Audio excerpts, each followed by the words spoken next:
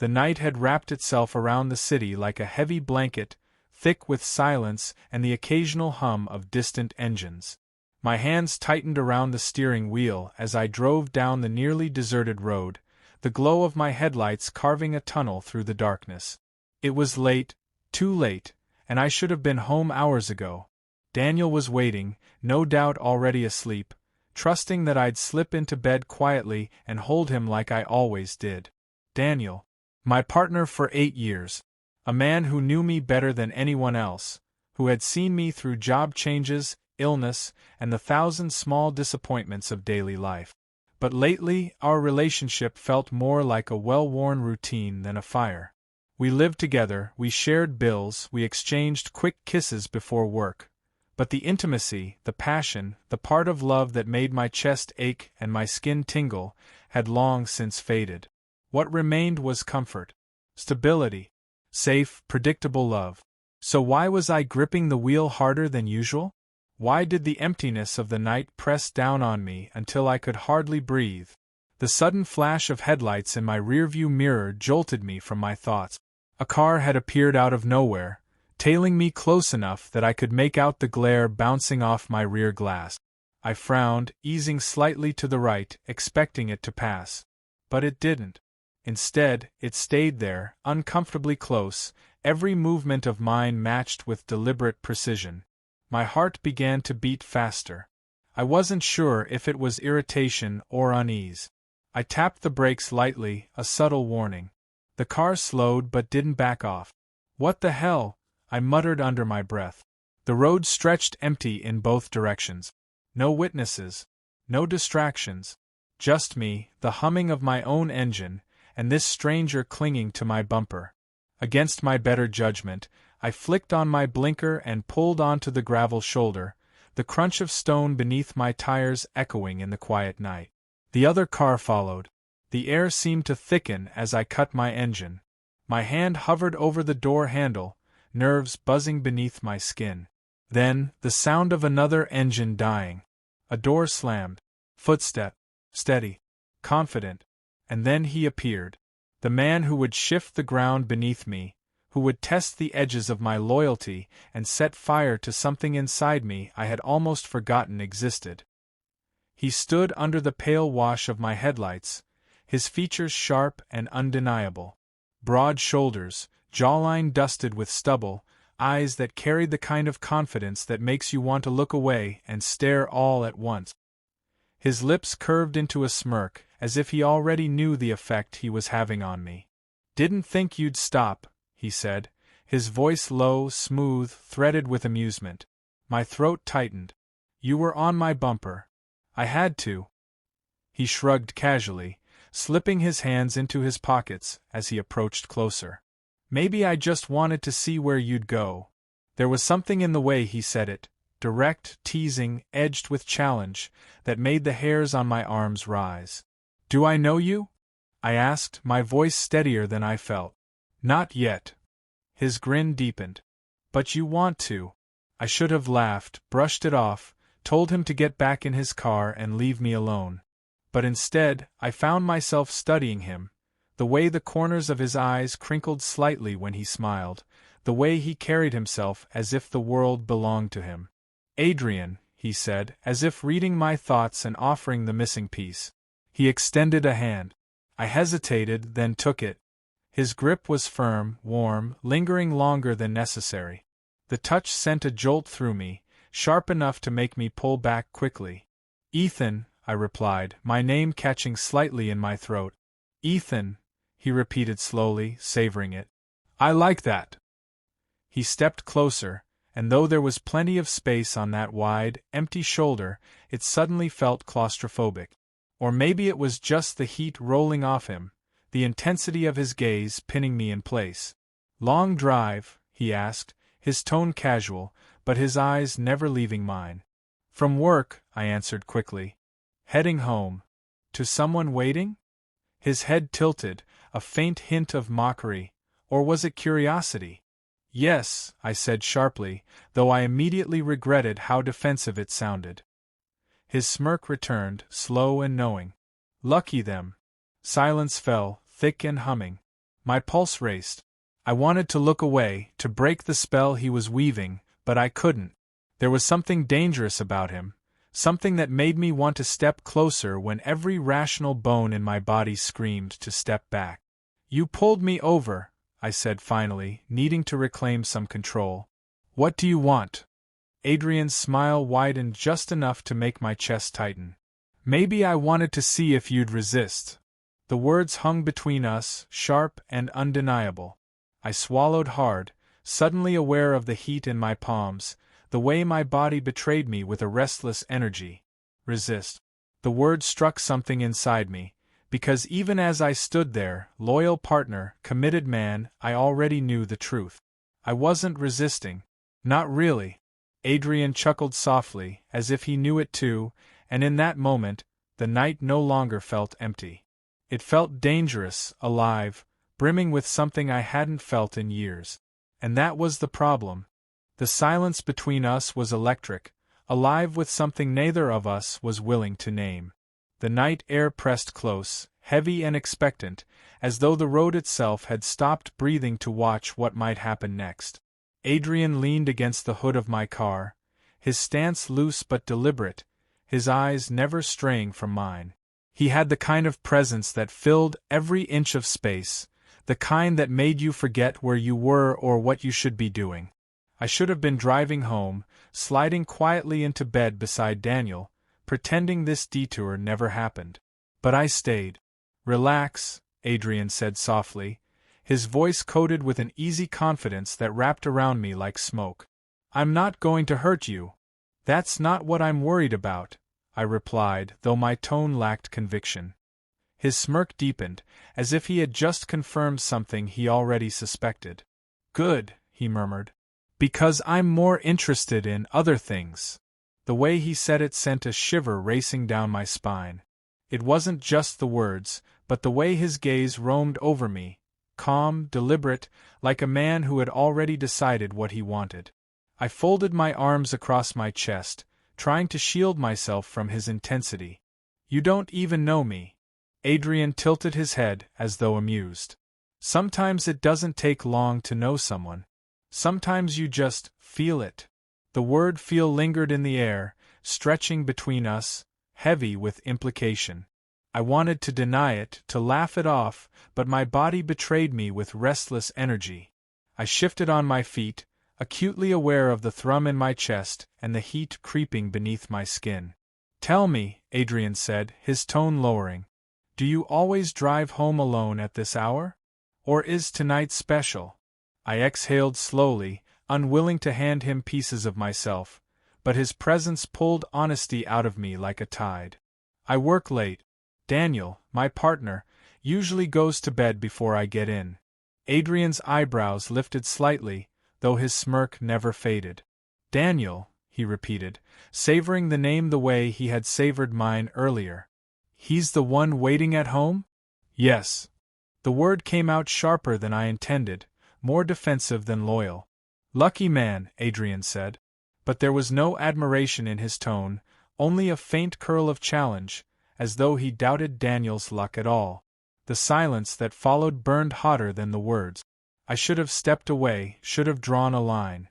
But instead, I found myself leaning back against the car, mirroring Adrian's stance, my body angling toward his, as though my own subconscious had already made a decision I hadn't. Does he make you happy? Adrian's question landed like a blade. I hesitated, my throat tightening. We've been together a long time.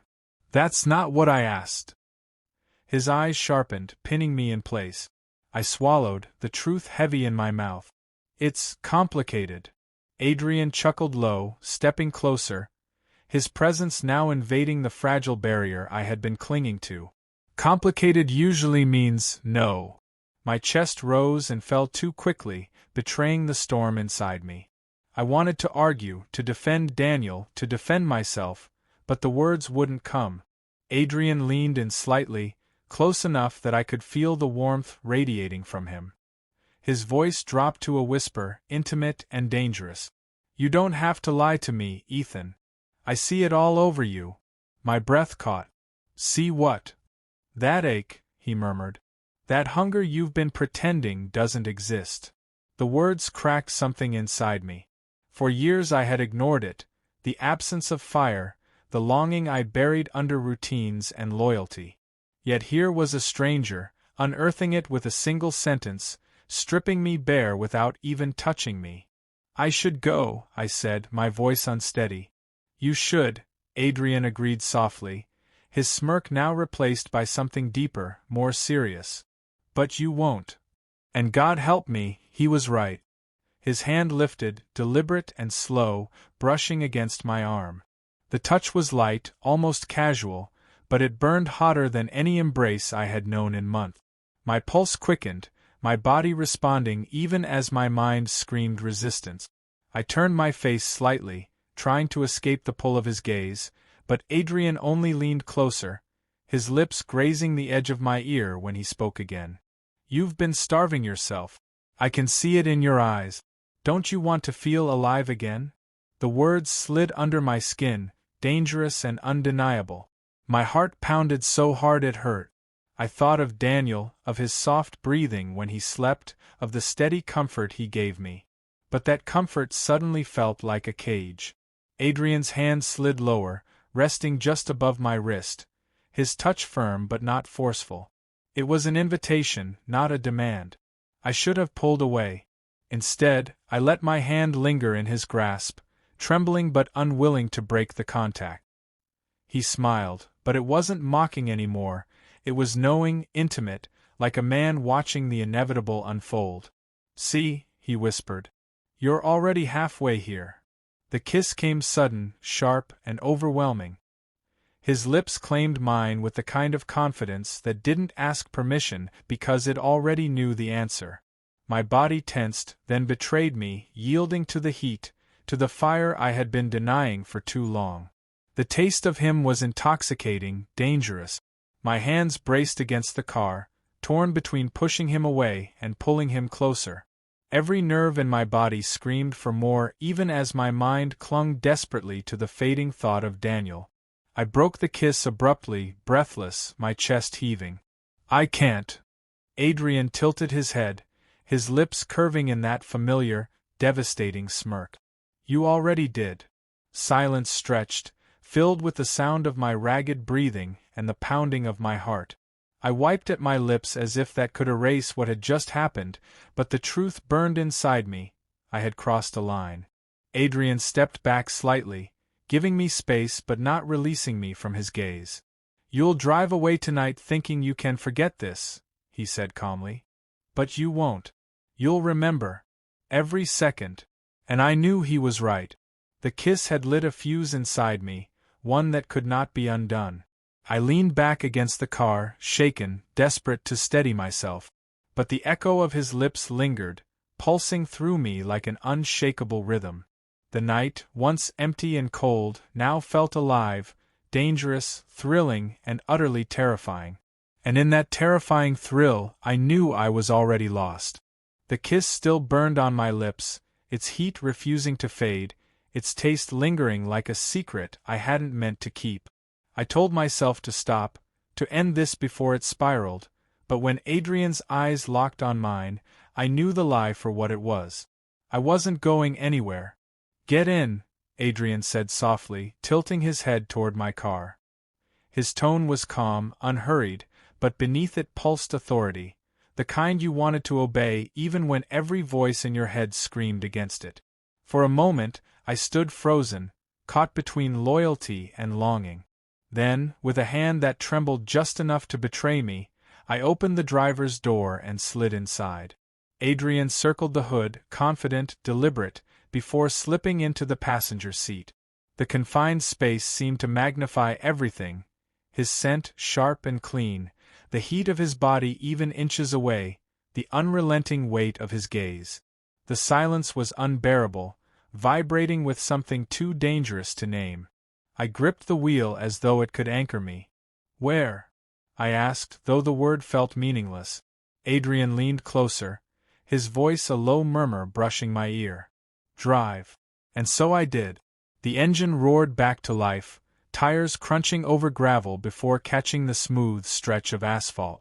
My pulse hammered as the road narrowed, the world shrinking to just the two of us hurtling deeper into the dark. Left, Adrian instructed after a while, his hand resting briefly on my thigh to guide me. The touch was casual, but it lit a fuse under my skin. My grip on the wheel tightened until my knuckles blanched, but I obeyed, turning onto a side road lined with trees that swallowed the moonlight. When we stopped at a secluded clearing, I killed the engine. The sudden stillness was deafening. My breath came fast, shallow, my chest rising and falling in betrayal of the calm I wanted to project. Adrian turned toward me, his smirk replaced by something deeper, hungrier. "You've been holding yourself back for too long, Ethan," he said. "I can see it in every breath you take." His hand found mine, prying it gently from the wheel. Our fingers intertwined, his grip firm, commanding yet tender. "Let go," he whispered. The words shattered the dam. I leaned in, closing the distance with a force that surprised even me. Our mouths collided, desperate this time, no hesitation, no pretense of resistance. The kiss was fire, messy, urgent, consuming. My hands clutched at his shirt, pulling him closer as though I could erase the space between us, as though closeness itself might explain away the betrayal. Adrian responded with equal ferocity, his tongue parting my lips, claiming me with a hunger that made me dizzy. His hand slid up my arm, across my chest, fingers pressing firmly as if mapping out everything I had kept hidden. I gasped against his mouth, pulling back just enough to speak, though my words trembled. I shouldn't. He cut me off with another kiss, rougher this time, silencing me with the truth my body already confessed. The air grew thick with heat, the small space of the car transforming into a cocoon of reckless desire. Every sound, the creak of the seats, the catch of my breath, the low hum of his laughter, fused into a rhythm that drowned out reason. When his hand slid lower, bold and unrelenting, my protest dissolved into a broken moan. I knew the line was gone, obliterated in the rush of sensation. There was no going back. Not after this. Time blurred. Minutes, maybe hours, twisted into one long, breathless moment of surrender. His hands explored with certainty, mine followed with desperation, and every touch pulled me further from the man I thought I was. For years I had been careful, loyal, disciplined in my devotion to Daniel. But in Adrian's presence, that discipline unraveled, thread by thread, until nothing remained but the raw truth of my hunger. And the hunger won. The world outside ceased to exist. There was only his mouth on mine, his voice whispering words I couldn't fully grasp but felt deep in my bones.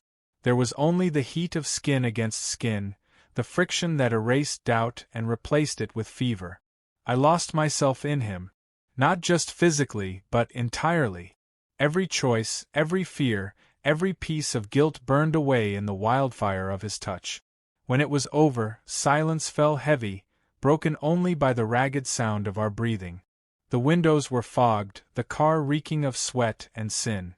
My chest ached, not just from exertion, but from the weight of what I had done. Adrian leaned back in his seat, his expression unreadable, though a satisfied smirk tugged at the corner of his lips. "You see," he whispered, his voice still thick with heat. "You're alive again." I closed my eyes, pressing my forehead against the steering wheel. Alive. The word felt like both a blessing and a curse, because in that moment I knew two truths. I had never felt more alive and I had never felt more guilty. The silence stretched as Adrian's hand brushed against mine once more, casual, as though what we'd just done was inevitable, natural. But to me it was a fracture, a line that could never be repaired. I thought of Daniel, asleep in our bed, trusting me. I thought of the life we had built, the stability I had sworn never to betray. And yet here I was, trembling in the aftermath of betrayal, unable to deny the exhilaration coursing through me. Adrian's smirk softened into something dangerously close to tenderness. "This is just the beginning," he murmured. I didn't answer. Couldn't. Because a part of me already knew he was right. The road back to who I had been was gone. All that remained was the path I had chosen tonight, one paved in secrecy, desire, and the lingering touch of a man I couldn't resist. The drive home felt longer than it ever had before. The road that had once been empty and quiet now pulsed with memory, Adrian's voice in my ear, his hands on my skin, the heat of his body pressed against mine. Every shadow on the pavement seemed to echo with what we'd done, with the betrayal I couldn't take back. My fingers tightened around the wheel, knuckles aching from the pressure. The car smelled faintly of him, of us, and I rolled down the window as if fresh air could erase what lingered in the upholstery. But nothing could. Not really. When I pulled into the driveway, the house looked almost too still, too innocent under the soft glow of the porch light. Inside, Daniel would be asleep, peaceful in the bed we'd shared for years. The sight should have comforted me. Instead, it pressed against my chest like a stone. I killed the engine and sat in silence, my pulse still unsettled, my body thrumming with a mix of guilt and a dangerous satisfaction I couldn't untangle. My lips still tingled, raw with memory. My body still remembered every moment with Adrian, and no matter how hard I tried, I couldn't pretend I didn't crave it again. When I finally stepped inside, the house greeted me with silence. The faint tick of the clock in the hallway, the soft whir of the heater. Normal. Familiar. My chest clenched. Daniel was curled beneath the sheets, one arm draped across my pillow as if he had been reaching for me in his sleep. The innocence of the gesture made my stomach twist. I undressed quietly, careful not to wake him, and slid into bed. His warmth brushed against me instinctively, his body nestling into mine like it always had. But it felt different now. His trust, his love, unquestioning, unguarded, was a mirror held against my sin. I lay rigid, staring at the ceiling, drowning in the knowledge that I had shattered something sacred, even if he never found out. Daniel murmured softly in his sleep, a half-formed word, and pressed closer. My eyes burned. I should tell him. I should confess. That's what loyalty demanded, wasn't it? Honesty, even when it destroys. But I didn't. Instead, I lay there in the dark, holding him, feeling the weight of betrayal seep deeper into my bones. Because even as guilt hollowed me out, another truth throbbed stronger, louder. I wanted Adrian again. The memory of his smirk, the sound of his voice whispering, "This is just the beginning," coiled around me like a chain I didn't want to break. In the morning, I tried to bury it. I moved through the motions, coffee brewing, Daniel's soft smile when he walked into the kitchen, the casual brush of his lips against mine. Everything looked the same. But inside, I was split in two. Every glance at my phone carried the hope, and dread, that Adrian would reach out. Every silence between Daniel and me felt heavier, loaded with the things I wasn't saying. By noon, the message came. "You're thinking about me. Don't lie to yourself." My breath caught. The words lit my chest like a match, burning away the fragile wall I had tried to build. He was right. I was thinking about him. I hadn't stopped. I stared at the message until the letters blurred, my hand trembling. Deleting it wouldn't erase him. Ignoring him wouldn't erase what we'd started. My phone buzzed again. "You felt alive with me. Don't go back to sleep." I closed my eyes, guilt and desire crashing together in a violent storm. Daniel was only a few steps away, humming softly as he buttered toast, oblivious. My partner. My home. My safety. And yet, Adrian's words pierced deeper than any comfort Daniel could offer. Because they weren't just words, they were the truth.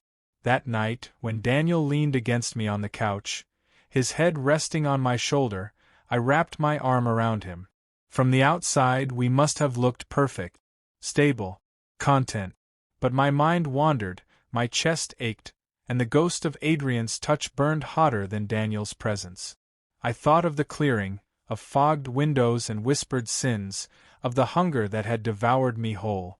I thought of the way Adrian had looked at me, not with routine affection, but with hunger, challenge, fire. I wanted to hate him for it, but I couldn't. As the days stretched on, the pull didn't weaken. It grew. Every silence between Daniel and me seemed wider. Every memory of Adrian seemed sharper. The betrayal, instead of sinking into shame, became an echo that urged me toward him again.